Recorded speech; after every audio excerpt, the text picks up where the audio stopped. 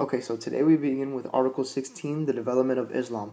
In the 7th century, while Christianity continued to spread throughout Western Europe, polytheism was the still common religious norm in many parts of the world. Islam developed as a result, and a key idea of Islam, and one that separated it from the culture in which it originated, is monotheism.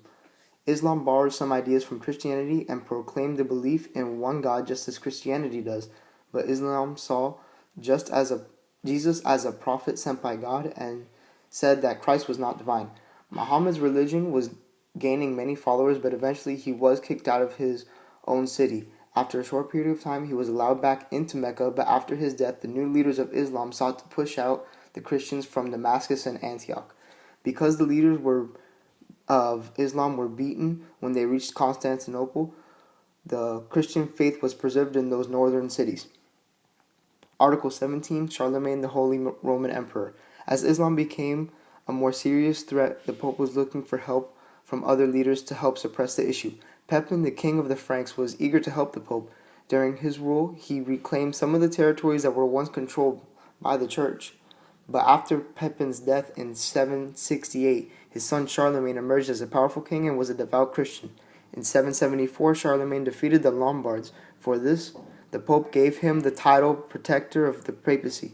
Because of these military campaigns, the Pope crowned him Holy Roman Emperor, and as Holy Roman Emperor, he sparked a renaissance in the Church with a high emphasis on education and men.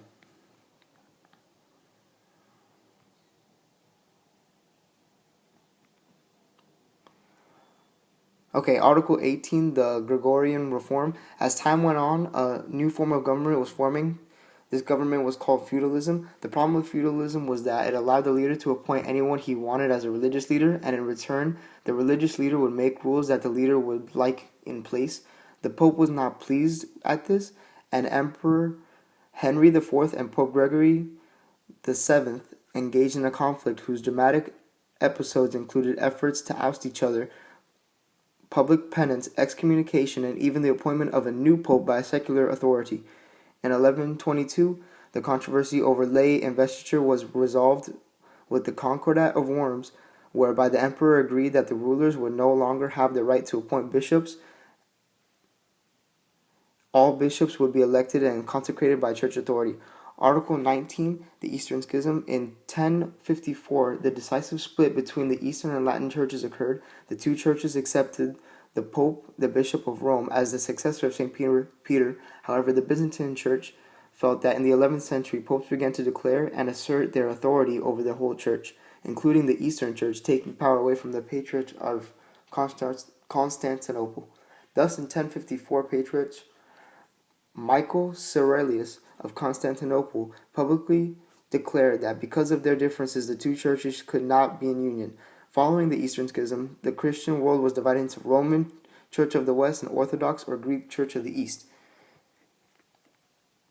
And in Article 20, the Crusades began. Not long after 1054 split between the Church in the East and the Church in the West, the Byzantine Emperor sent a plea to the help of the Church in Rome.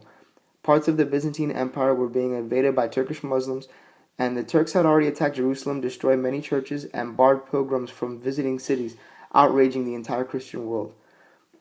The First Crusade, Pope Urban II began to recruit forces which set off for the Holy Land in 1096. This campaign was a mix of gains and losses, both morally and military. Zealous to regain Jerusalem, some crusaders killed in the incidents as well as those who had been aggressors.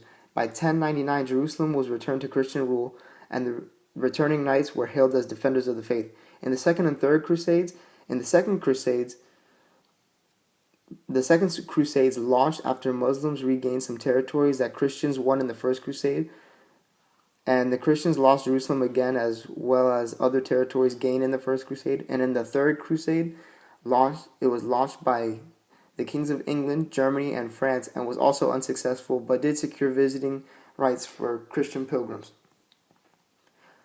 The Crusades did accomplish some goods for the West. There were advances in astronomy, navigation, mathematics, and science, access to long-lost works of Greek philosophy that had been preserved in Muslim lands, intellectual influence on St. Thomas Aquinas and other scholastic theologians, and these cultural gains eventually led to the start of the Renaissance in the West.